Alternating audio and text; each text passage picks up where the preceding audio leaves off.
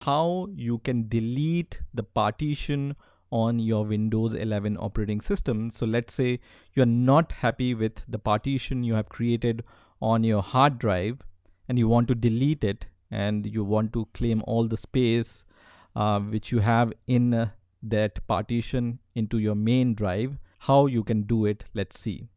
So for that, you can just click on this PC on your folder explorer. So just click on this PC and then click on show more options, click on manage here. And once this computer management window opens, you can click on disk management under storage. And this is the partition which we want to delete, right? So just select the partition which you want to delete. But first of all, one caution, you need to have the backup of the data which you have in the drive, right? Because when you delete a partition, all the data inside that partition will be deleted. So you need to have the backup of the data, otherwise you will lose your data.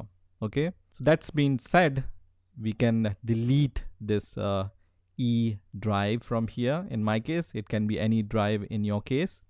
Just right click on the drive which you want to delete, and then you have the option to delete it. So just click on delete volume. You can read this warning if you want, and then click on yes.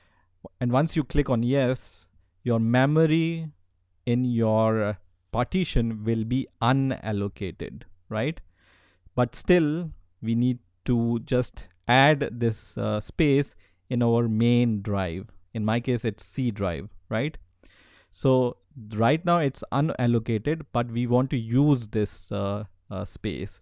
So in order to allocate this 10 GB of space in my C drive, what I can do is I can right click on the drive which I want to extend. So right click and then click on extend volume option. So click on extend volume option and then click on next.